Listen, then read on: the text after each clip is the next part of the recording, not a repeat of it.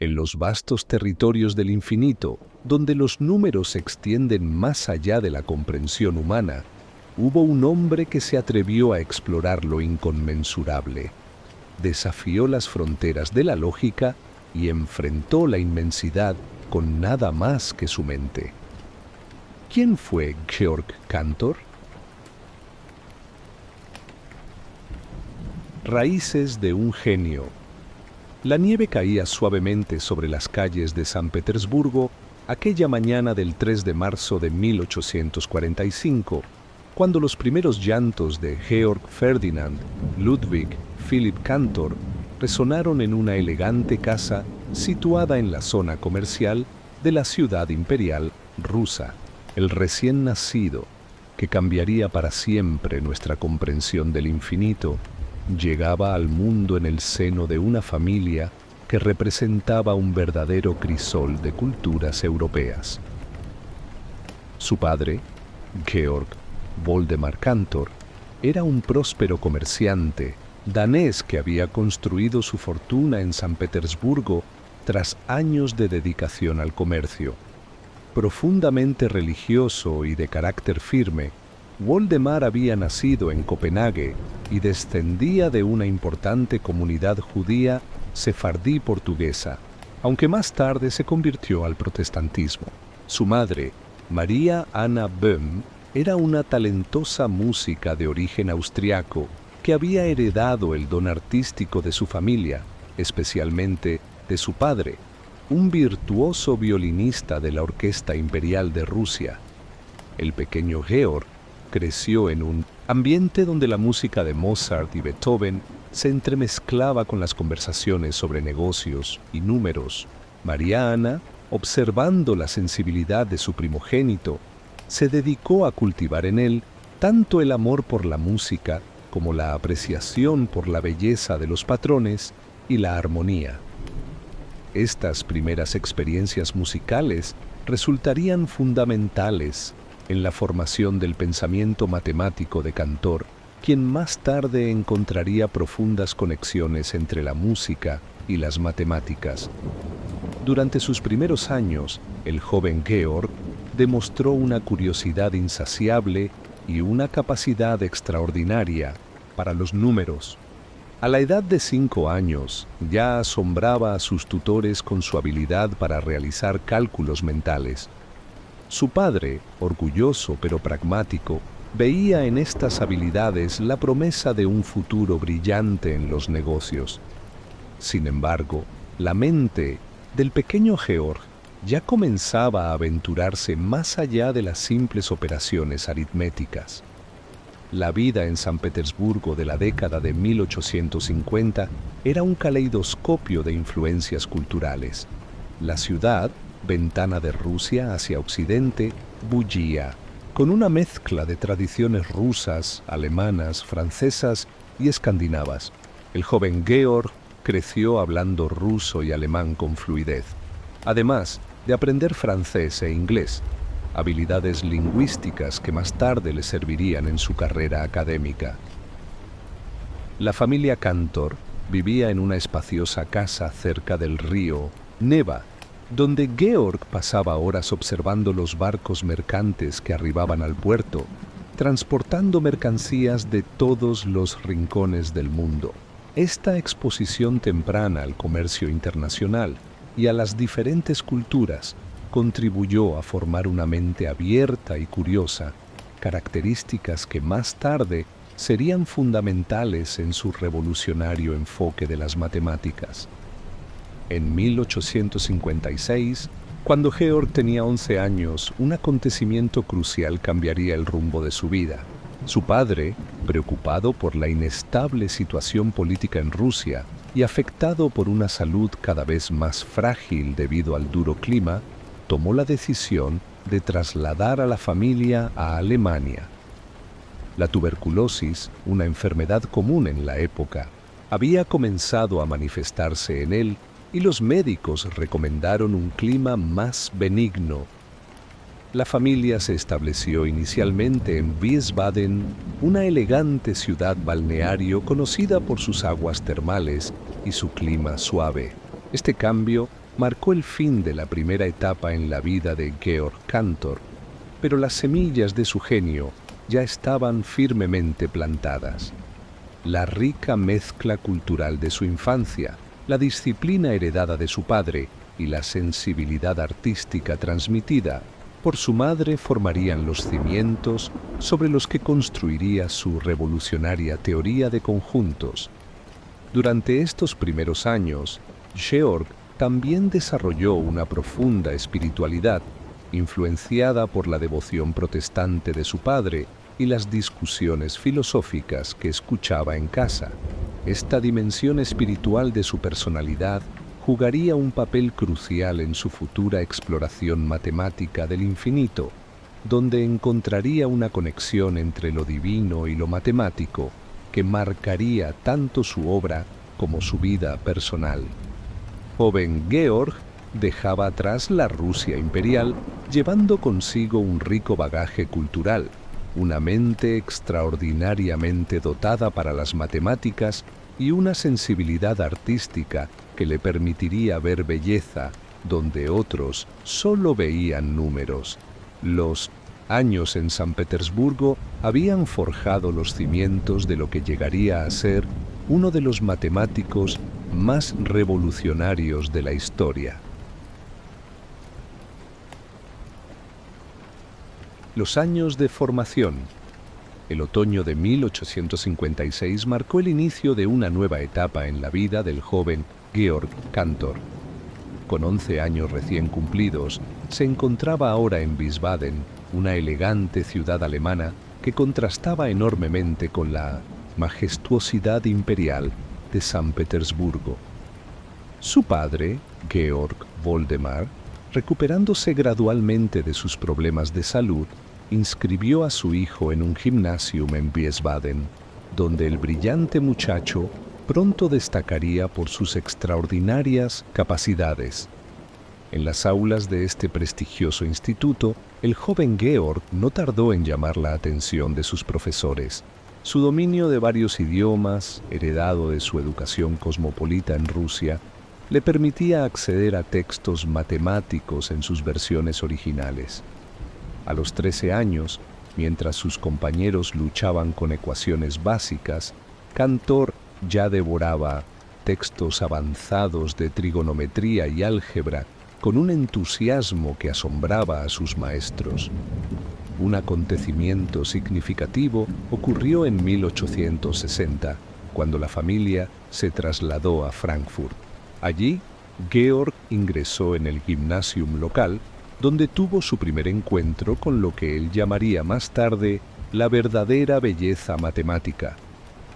Fue durante estos años cuando experimentó lo que sus biógrafos describen como una epifanía matemática, la comprensión de que los números no eran simplemente herramientas para el cálculo, sino entidades con propiedades fascinantes y misteriosas que merecían ser exploradas por sí mismas. Sin embargo, esta pasión creciente por las matemáticas puras pronto chocaría con los planes que su padre había trazado para él. Georg Voldemar, comerciante exitoso y pragmático, veía en la ingeniería un camino más seguro y lucrativo para su hijo. Las discusiones entre padre e hijo se volvieron frecuentes, aunque siempre respetuosas. El joven Georg, que para entonces ya había demostrado un talento excepcional para las matemáticas, se encontraba dividido entre su deber filial y su verdadera vocación. La tensión llegó a su punto culminante en 1862, cuando Georg, con 17 años, debía decidir su futuro. Tras semanas de intenso debate familiar, sucedió algo inesperado. Un día, mientras trabajaba en un problema particularmente complejo, Georg recibió la visita de su profesor de matemáticas, quien había preparado una carta detallada para su padre, explicando el extraordinario talento matemático del joven. Esta intervención resultaría crucial. Finalmente, en un acto que demostraba tanto amor como sabiduría, Georg Voldemar cedió. permitiendo a su hijo estudiar matemáticas, aunque con una condición. Primero debería demostrar que podía destacar en sus estudios universitarios. Esta decisión cambiaría el curso de la historia de las matemáticas. En 1862, Cantor ingresó en el Polytechnicum de Zúrich, donde permaneció brevemente. A pesar de la excelente reputación de la institución, pronto se dio cuenta de que necesitaba un entorno más centrado en las matemáticas puras. En 1863, tras recibir la bendición de su padre, se trasladó a la Universidad de Berlín, el centro neurálgico de la investigación matemática en Alemania. En Berlín, Cantor encontró finalmente su verdadero hogar intelectual. Bajo la tutela de algunos de los matemáticos más brillantes de la época, incluyendo Karl Weierstrass, Leopold Kronecker y Ernst Eduard Kummer, su talento floreció. Weierstrass, en particular, reconoció en el joven Cantor una mente excepcional y se convirtió en su mentor más influyente. Las clases de Weierstrass sobre teoría de funciones y sus discusiones sobre los fundamentos del análisis matemático sentarían las bases para las futuras contribuciones revolucionarias de Cantor. Durante estos años, Cantor no solo absorbió conocimientos matemáticos, también desarrolló su propio estilo de pensamiento matemático, caracterizado por una audacia conceptual poco común.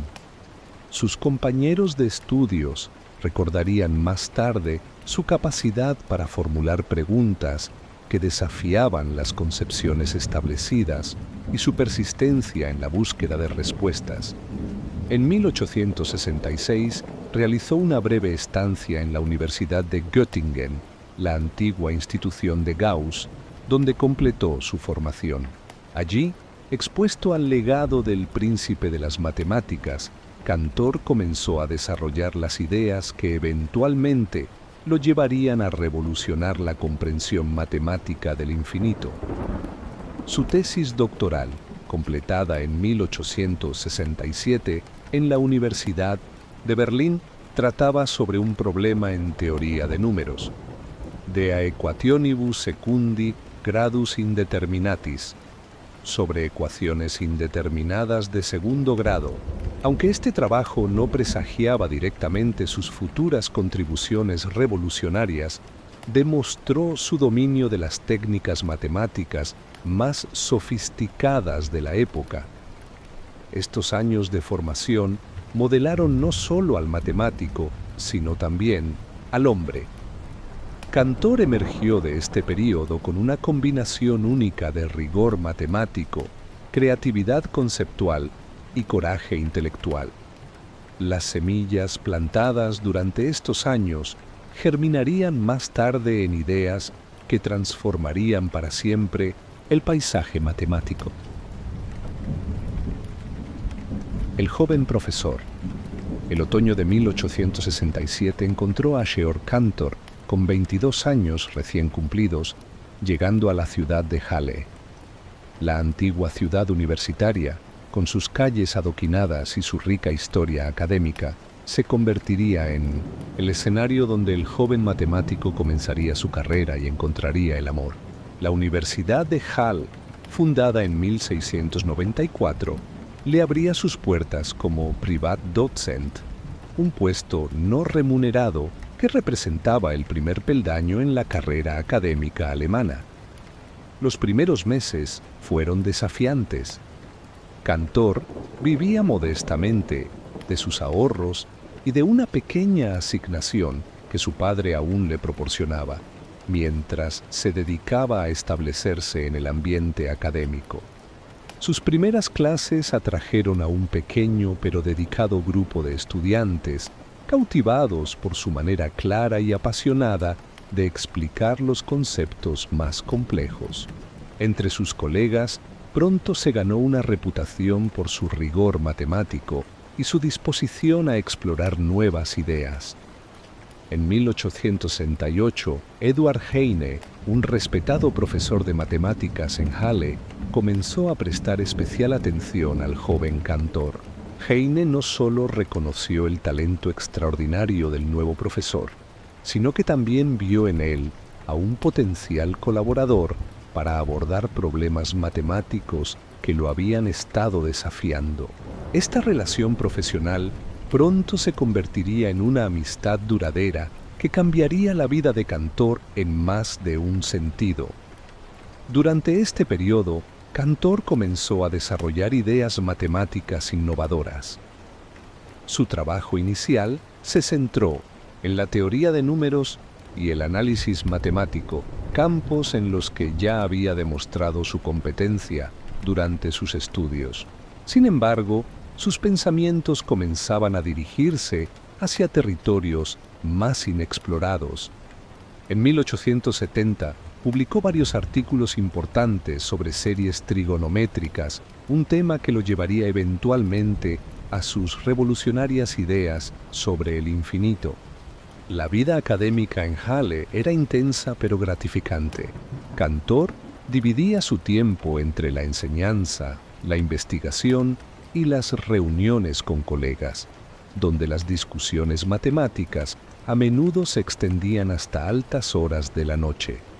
Su capacidad para mantener debates profundos sobre matemáticas mientras cultivaba relaciones personales significativas demostraba un equilibrio poco común entre el intelecto y la sensibilidad social. En 1869, su dedicación comenzó a dar frutos cuando obtuvo una plaza en la Universidad de Halle, un puesto que finalmente le proporcionaba un salario estable. Durante estos años, Cantor también desarrolló una intensa correspondencia matemática con Richard Dedekind, quien se convertiría en uno de sus más importantes colaboradores y amigos. Sus cartas, que comenzaron discutiendo problemas matemáticos específicos, pronto se expandieron para incluir reflexiones filosóficas sobre la naturaleza del infinito y los fundamentos de las matemáticas. En 1871, mientras su carrera académica florecía, Cantor comenzó a formular las preguntas que lo llevarían a su trabajo más revolucionario. ¿Qué significa realmente el infinito en matemáticas? ¿Pueden existir diferentes tamaños de infinito? Estas preguntas, que parecían casi heréticas en ese momento, surgían de su trabajo sobre series infinitas y conjuntos de puntos en la recta real.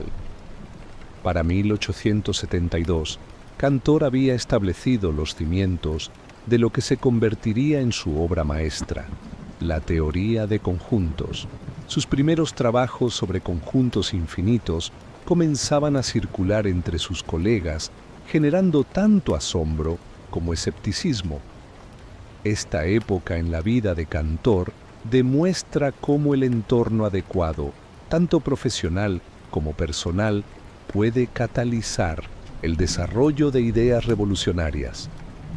Los años en Halle no solo vieron el nacimiento de nuevas matemáticas, sino también la maduración de un joven profesor en un matemático confiado. Amor y números. El romance y matrimonio con Vally Gutmann. En la primavera de 1872, mientras sus ideas matemáticas comenzaban a florecer en la Universidad de Halle, Georg Cantor, de 27 años, conoció a Vally Gutmann en una recepción académica. Hija de un próspero comerciante de Berlín, Vally poseía una mente aguda y una sensibilidad artística que contrastaba con la personalidad analítica de Cantor. Sus ojos azules, según relatan quienes los conocieron, parecían iluminarse cuando Georg le explicaba sus teorías matemáticas, a pesar de que ella no comprendía completamente sus complejidades. «Ella ve algo en mis números que yo mismo no puedo ver», confesó Cantor a su colega Karl Weierstrass en una carta. «Una belleza que trasciende la lógica». Su cortejo fue breve pero intenso. Cantor, metódico incluso en el amor, visitaba a Bali cada domingo por la tarde, llevando siempre un pequeño ramo de flores silvestres que recogía durante sus paseos matutinos. El 9 de agosto de 1874 contrajeron matrimonio en una ceremonia íntima en Berlín. La elección de la fecha no fue casual.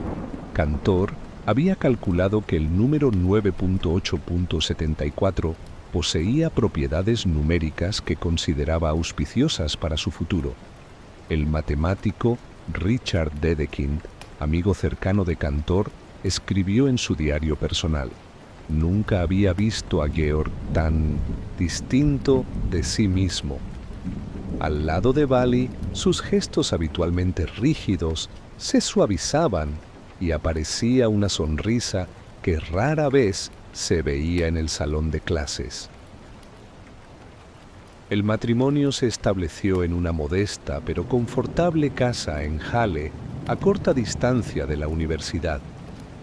El hogar se convirtió en un refugio para Cantor, quien decoró su estudio con retratos de sus matemáticos favoritos, Gauss, Cauchy y Weierstrass.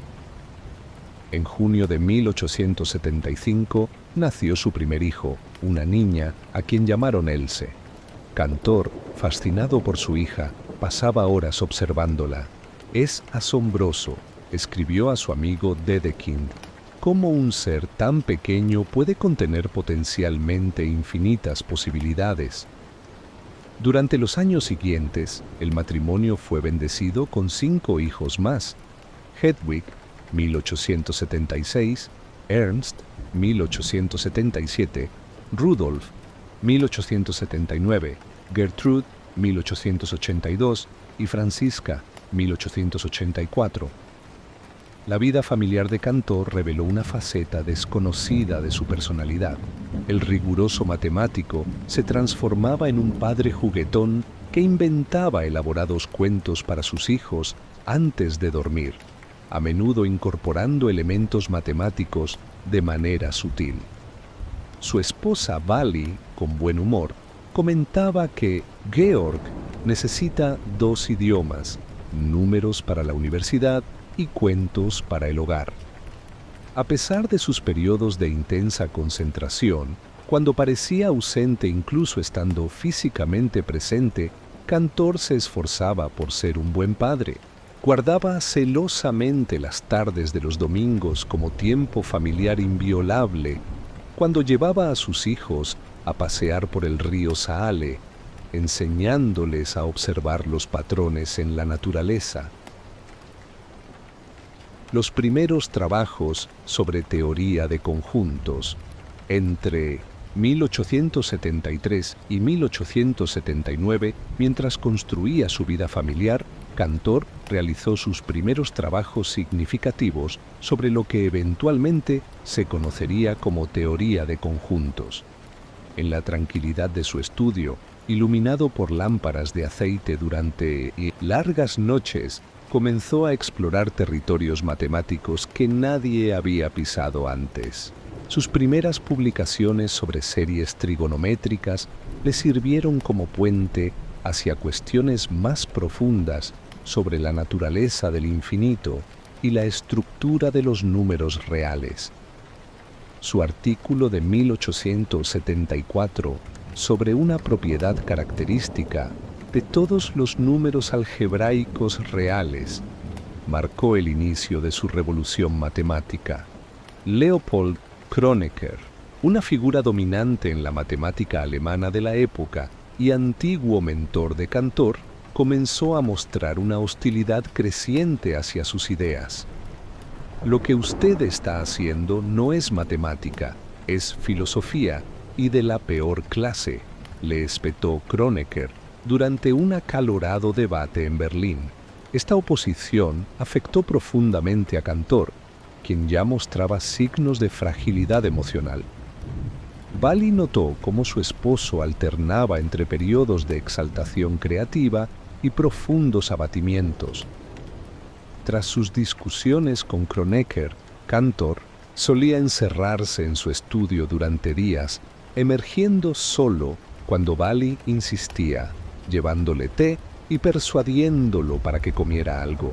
Las matemáticas no deberían ser una tortura, le decía ella, acariciando su frente preocupada. Quizás el mundo no esté listo para tus infinitos. En 1877, a los 32 años, Cantor realizó su descubrimiento más asombroso. Demostró que existían diferentes tamaños de infinito. Mediante su ingeniosa técnica de la diagonal, probó que los números reales no podían ponerse en correspondencia uno a uno con los números naturales. Esto implicaba que existían infinitos más grandes que otros, una noción que desafiaba la intuición matemática de la época. La noche que completó su demostración, según recordaría más tarde su hija Else, Cantor bajó las escaleras de su casa con el rostro pálido, murmurando: «Lo veo, pero no lo creo». Durante la cena familiar, permaneció en silencio y luego escribió hasta el amanecer su famosa carta a Dedekind, donde expresaba: «Lo veo, pero no puedo creerlo». En 1879 publicó estos resultados en su trabajo sobre una cuestión elemental de la teoría de variedades. Y la reacción de la comunidad matemática fue mixta. Mientras algunos jóvenes matemáticos como Richard Dedekind y Edward Heine reconocían la genialidad de su trabajo, otros, liderados por Kronecker, intensificaron sus ataques. Durante este periodo, Cantor comenzó a mostrar signos de lo que hoy reconoceríamos como trastorno bipolar. Sus periodos creativos se volvieron más intensos, pero también sus caídas emocionales.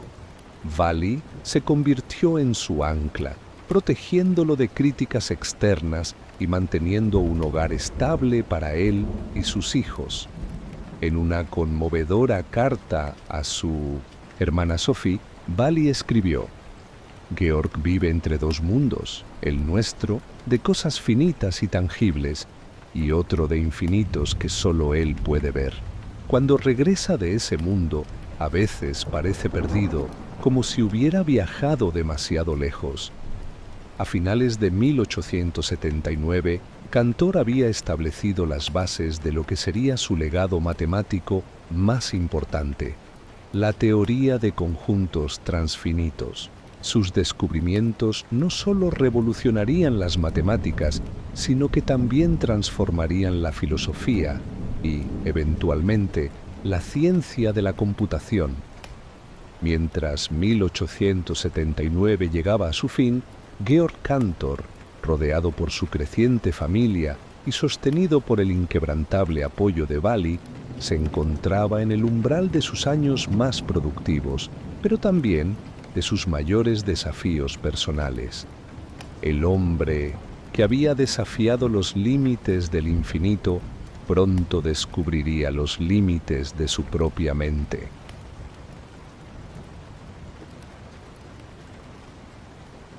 La revolución del infinito. El año 1879 marcó el inicio de lo que muchos consideran el período más revolucionario en la historia de las matemáticas modernas. Georg Cantor, a sus 34 años, se encontraba en la cúspide de descubrimientos que sacudirían los cimientos mismos del pensamiento matemático. Desde su despacho en la Universidad de Halle, comenzó a desvelar los misterios del infinito de una manera que nadie había imaginado posible. En enero de 1879, Cantor publicó su trabajo Über unendliche lineare Punktmannigfaltigkeiten, sobre multiplicidades lineales infinitas de puntos, el primero de una serie de 6 artículos que revolucionarían la comprensión del infinito. En este trabajo introdujo la idea de que no todos los conjuntos infinitos son iguales, una noción que desafiaba siglos de pensamiento matemático y filosófico. La comunidad matemática recibió estas ideas con una mezcla de asombro y escepticismo. Cantor demostró que existían diferentes tamaños de infinito, introduciendo los números transfinitos para medirlos. Comenzó con lo que llamó Aleph 0, el tamaño del conjunto de los números naturales, y demostró que este era el infinito más pequeño posible. Pero su descubrimiento más impactante llegó cuando probó que el conjunto de los números reales era más grande que el conjunto de los números naturales.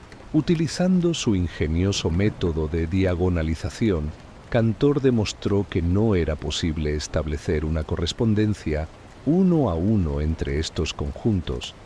Este resultado, publicado en 1880, sacudió el mundo matemático hasta sus cimientos.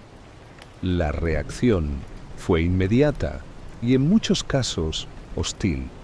Leopold Kronecker, una figura dominante en la matemática alemana y antiguo profesor de Cantor, se convirtió en su más feroz crítico.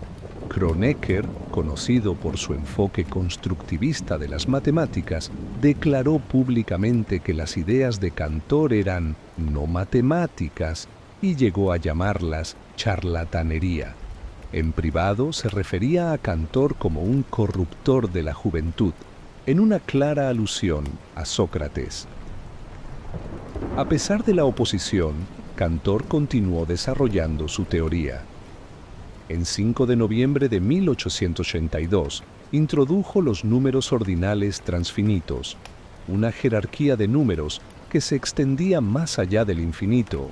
Este trabajo lo llevó a formular operaciones aritméticas con números infinitos, algo que parecía rozar lo imposible. En 1882, mientras luchaba contra la creciente oposición académica, Cantor formuló uno de los problemas más fascinantes de las matemáticas, la hipótesis del continuo. Esta conjetura sugería que no existía ningún conjunto cuyo tamaño estuviera entre el de los números naturales y el de los números reales. La búsqueda de una prueba de esta hipótesis se convertiría en su obsesión durante los años siguientes. La tensión entre la brillantez de sus descubrimientos y la resistencia que encontraban comenzó a afectar su salud mental. Cantor trabajaba con una intensidad febril, alternando períodos de extraordinaria productividad con momentos de profunda duda. En sus cartas a Dedekind de este período se puede percibir tanto la excitación por sus descubrimientos como la frustración por la incomprensión que enfrentaban. En 1883 publicó su obra maestra Grundlagen einer allgemeinen Mannigfaltigkeitslehre, Fundamentos de una teoría general de las multiplicidades, donde presentó una síntesis completa de su teoría de conjuntos.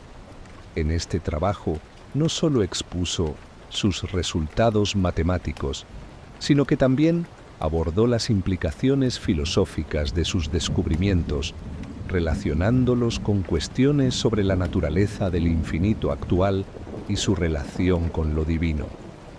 La resistencia a sus ideas no se limitaba al ámbito matemático. Algunos teólogos veían sus trabajos sobre el infinito actual como una intrusión en el dominio de lo divino. Cantor, profundamente religioso, respondió argumentando que sus descubrimientos matemáticos eran en realidad un regalo de Dios, una ventana hacia la comprensión de lo infinito divino. Para 1884, la teoría de conjuntos de Cantor había establecido un nuevo paradigma en las matemáticas. Aunque controvertida, su teoría proporcionaba herramientas fundamentales para abordar problemas en prácticamente todas las áreas de las matemáticas. Los conceptos que introdujo, como la cardinalidad de conjuntos infinitos, los números ordinales y cardinales transfinitos, y las operaciones con conjuntos, se convertirían en la base de las matemáticas modernas. Este período de 5 años representa uno de los momentos más revolucionarios en la historia de las matemáticas. Cantor no solo creó una nueva rama de las matemáticas, sino que también cambió fundamentalmente nuestra comprensión del infinito. Sus ideas, aunque inicialmente rechazadas por muchos, eventualmente transformarían el paisaje matemático del siglo XX. Tormentas en el paraíso. El invierno de 1884 marcó el comienzo de un período oscuro en la vida de Georg Cantor. A sus 39 años, el matemático que había revolucionado la comprensión del infinito comenzó a experimentar los primeros síntomas de lo que se convertiría en una batalla recurrente contra la depresión. Las presiones académicas, combinadas con la feroz oposición a sus teorías, comenzaban a cobrar su precio. Los primeros signos de su malestar se manifestaron en forma de insomnio y una creciente ansiedad. Las cartas que escribía a su amigo Richard Dedekind durante este período revelaban una mente atormentada por dudas, no sobre la validez de sus teorías, sino sobre su capacidad para defender lo que sabía que era verdadero. Las matemáticas, escribió en una carta de 1885, son un lenguaje para describir la verdad, pero ¿qué sucede cuando otros se niegan a escuchar? La oposición más virulenta provenía de Leopold Kronecker, quien no solo rechazaba las ideas de Cantor, sino que activamente trabajaba para desacreditarlas. Kronecker, editor de una importante revista matemática, sistemáticamente bloqueaba la publicación de los trabajos de Cantor. Esta situación se volvió particularmente dolorosa porque Kronecker había sido uno de sus profesores más respetados en Berlín. En 1886, Cantor sufrió su primera crisis nerviosa severa. La combinación de agotamiento mental, presión académica y el constante escrutinio crítico lo llevó a buscar tratamiento en una clínica de Halle. Durante su recuperación, Bally mantuvo unida a la familia, cuidando de sus 5 hijos, mientras mantenía una discreta correspondencia con los colegas de su esposo. Richard Dedekind se convirtió en su apoyo más firme durante estos años difíciles.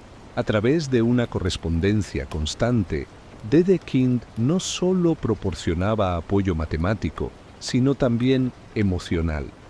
Sus ideas, escribió Dedekind en 1887, son demasiado importantes para ser silenciadas por la incomprensión temporal de otros. Esta amistad se convertiría en un pilar fundamental para la estabilidad mental de Cantor. En 1890 se fundó la Deutsche Mathematikervereinigung, Asociación Alemana de Matemáticos, por iniciativa de destacados matemáticos como Felix Klein y David Hilbert, con el objetivo de crear un espacio donde las nuevas ideas matemáticas pudieran ser discutidas libremente, lejos de la influencia restrictiva de críticos como Kronecker. La primera reunión de la asociación se celebró en Halle y, aunque fue un éxito, la organización del evento exigió un gran esfuerzo a todos los involucrados, incluido Cantor, quien participó activamente en la comunidad matemática. Los años entre 1890 y 1895 fueron particularmente turbulentos. Cantor alternaba períodos de intensa actividad matemática con episodios de profunda depresión. Durante sus momentos de lucidez, continuaba desarrollando su teoría de conjuntos y defendiendo sus ideas sobre el infinito actual. Sin embargo, cada vez más de su energía se desviaba hacia estudios teológicos y filosóficos, buscando validación divina para sus teorías matemáticas. Un momento particularmente doloroso ocurrió en 1892, cuando Kronecker publicó una crítica devastadora de la teoría de conjuntos en una prestigiosa revista matemática. aunque para entonces Cantor había desarrollado una piel más gruesa frente a las críticas. Este ataque lo afectó profundamente, precipitando otra crisis que requirió hospitalización. La muerte de Kronecker en 1891 no trajo el alivio que algunos podrían haber esperado. Por el contrario, Cantor se sumió en reflexiones melancólicas sobre la naturaleza del conflicto académico y la transitoriedad de las disputas terrenales. En sus cartas de este período se puede percibir un cambio en su perspectiva, una mezcla de resignación y trascendencia. A pesar de sus luchas personales, los años 1895-1897 vieron la publicación de sus Beiträge zur Begründung der transfiniten Mengenlehre, contribuciones a la fundamentación de la teoría de conjuntos transfinitos, una obra maestra que sistematizaba sus descubrimientos sobre el infinito. Este trabajo, aunque no recibió la atención inmediata que merecía, eventualmente se reconocería como uno de los textos fundamentales de las matemáticas modernas. Durante estos años, Cantor encontró consuelo en la música y en su familia. Bally organizaba veladas musicales en su casa, donde el matemático podía temporalmente olvidar sus preocupaciones académicas. Sus hijos, ahora adolescentes, mostraban una comprensión intuitiva del estado de ánimo de su padre y aprendieron a proporcionarle el espacio y el apoyo que necesitaba. La lucha de Cantor por defender sus ideas no era simplemente una batalla académica, era una lucha por preservar la verdad matemática como él la veía. A pesar de los periodos de duda y desesperación, nunca abandonó su convicción fundamental sobre la validez de sus teorías. Como escribió a Dedekind en 1896, las matemáticas son completamente libres en su desarrollo y sus conceptos están solo limitados por la necesidad de estar libres de contradicción y relacionados con conceptos previamente formados por generación ordenada.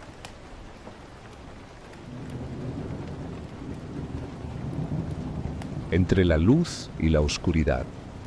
El otoño de 1897 encontró a Georg Cantor, a sus 52 años, en una encrucijada entre la genialidad y la fragilidad mental. Los períodos de claridad matemática se alternaban con episodios cada vez más frecuentes de depresión profunda, llevándolo a realizar su primera estancia prolongada en el sanatorio de Halle. Vally, su esposa, mantenía una fachada de normalidad en el hogar, protegiendo a sus hijos mientras su padre luchaba contra sus demonios internos. Durante su primera estancia en el sanatorio, que se extendió por varios meses, Cantor comenzó a encontrar consuelo en la lectura intensiva de textos religiosos y filosóficos. Su ejemplar de la Crítica de la razón pura de Kant mostraba anotaciones marginales que relacionaban los conceptos filosóficos con sus propias ideas sobre el infinito. En sus momentos de lucidez, escribía extensas reflexiones sobre la conexión entre las matemáticas y la divinidad. El año 1898 trajo un breve periodo de estabilidad. Cantor regresó a su hogar y a sus clases en la Universidad de Halle, donde sus estudiantes notaron un cambio en su estilo de enseñanza. Sus lecciones ahora incluían frecuentes digresiones filosóficas y teológicas, entretejidas con explicaciones matemáticas. Algunos estudiantes recordarían más tarde estas clases como extraordinariamente profundas, aunque a veces desconcertantes. La correspondencia con su familia durante sus períodos en el sanatorio revela el profundo amor y apoyo que lo rodeaba. Sus hijos mayores, Vally y Else, le escribían regularmente, compartiendo noticias del hogar y pequeños triunfos cotidianos. Valli organizaba visitas familiares cuidadosamente planificadas que los médicos consideraban terapéuticas para su recuperación. En 1899, durante un período de claridad mental, Cantor realizó un nuevo avance en su comprensión de los conjuntos bien ordenados, un trabajo que más tarde influiría significativamente en el desarrollo de la topología. Sin embargo, la frustración de no poder resolver la hipótesis del continuo, un problema que lo había obsesionado durante décadas, continuaba atormentándolo. El cambio de siglo trajo consigo una nueva crisis. En 1900, la presentación de los famosos 23 problemas de Hilbert en París, que incluía la hipótesis del continuo como el primer problema, reavivó en Cantor sentimientos encontrados. Por un lado, se sentía validado por la importancia que se daba a su trabajo. Por otro, la presión de no haber podido resolver el problema, él mismo intensificó su angustia. Los años 1901-1902 fueron particularmente difíciles. Cantor alternaba entre períodos de intensa actividad intelectual y profundas crisis que requerían hospitalización. Durante estos episodios encontraba consuelo escribiendo extensos tratados que combinaban matemáticas, filosofía y teología.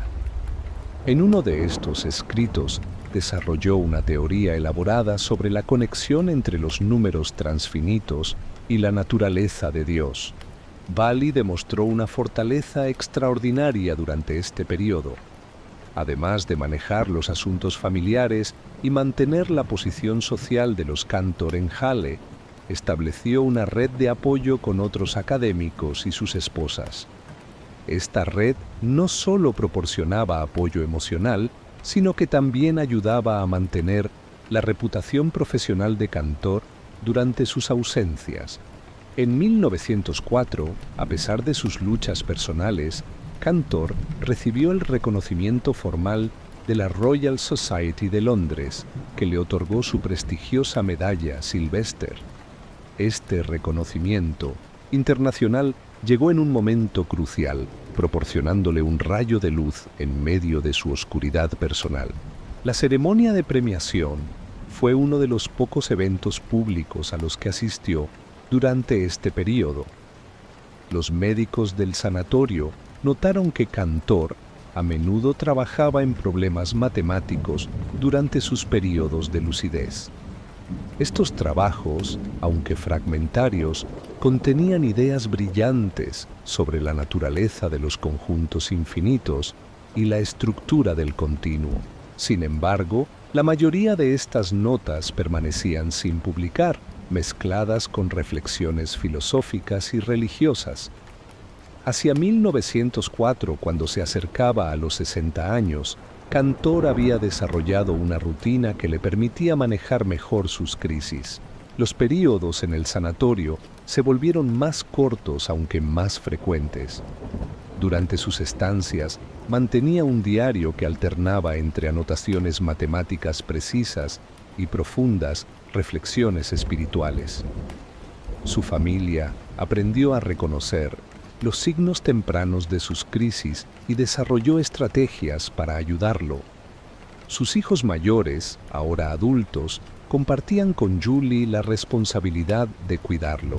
Durante los buenos días, Cantor disfrutaba especialmente de las visitas de sus nietos, cuya presencia parecía tener un efecto calmante en su atormentada mente.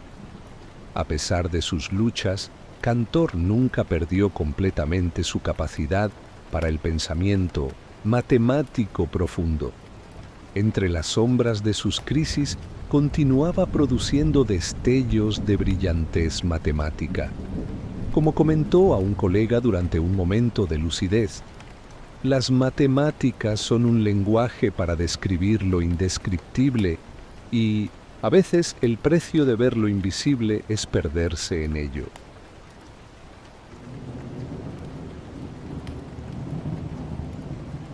Los últimos años. La sombra del ocaso. En el invierno de 1904, a sus 60 años, Georg Cantor contemplaba desde la ventana de su estudio en Halle el paisaje nevado que tanto le recordaba a su querida San Petersburgo. Su cabello y barba, ahora completamente blancos, enmarcaban un rostro cansado por las batallas intelectuales y los recurrentes episodios de depresión que habían marcado su vida. El infinito, siempre el infinito, murmuró mientras hojeaba sus antiguos manuscritos, aquellos que habían revolucionado las matemáticas y que, irónicamente, le habían costado tanto sufrimiento personal. Los últimos 14 años de la vida de Cantor transcurrieron en un vaivén entre momentos de lucidez académica y periodos de internamiento en el sanatorio Nervenklinik de la Universidad de Halle. Su hogar en la Händelstraße número 13 se había convertido en un refugio donde alternaba entre sus tres grandes pasiones, las matemáticas, la teología y la literatura.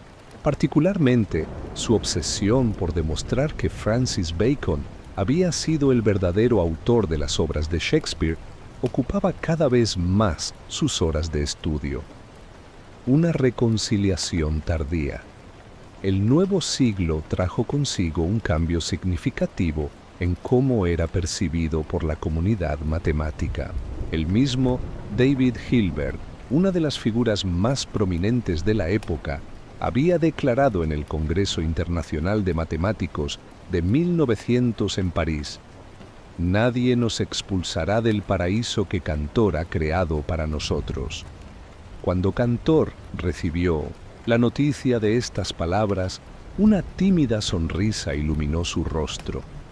Después de décadas de rechazo, particularmente de su antiguo mentor, Leopold Kronecker, quien había calificado sus teorías del infinito como charlatanería matemática, finalmente comenzaba a recibir el reconocimiento que merecía.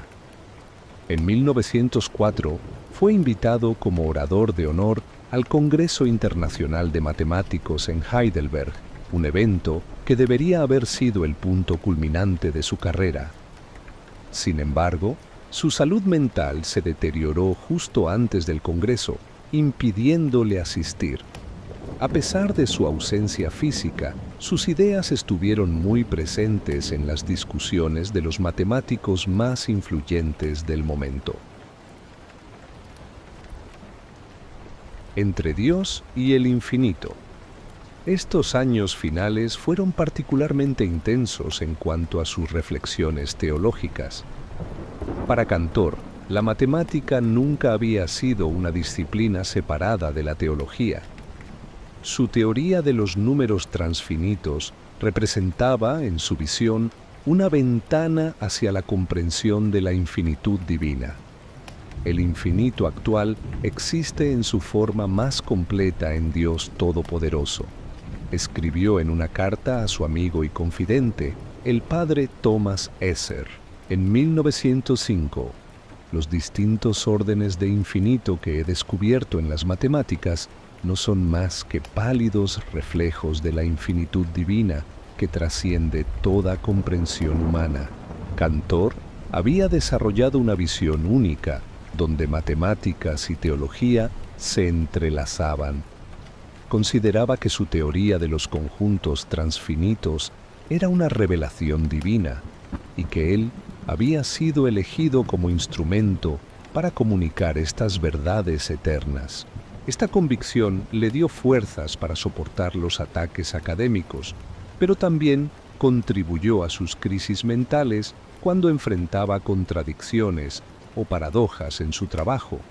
En 1908 escribió a Ernst Zermelo: «He visto lo que ningún hombre debería ver, la infinitud en toda su desnudez. Mi trabajo no es una elección, sino una misión divina». Los días grises en Halle.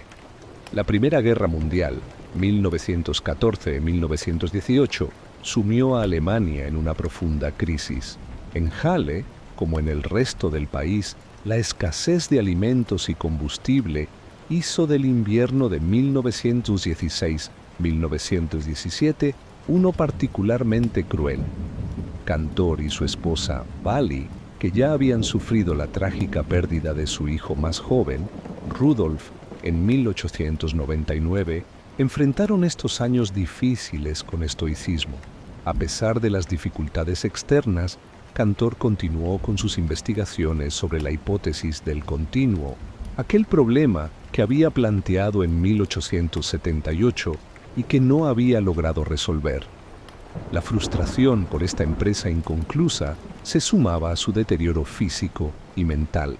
Mi mente ya no es lo que era, confió a su colega Arthur Schonflies en una de sus últimas cartas.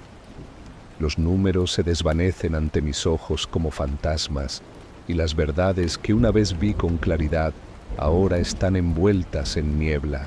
Sus ingresos al sanatorio se hicieron más frecuentes y prolongados.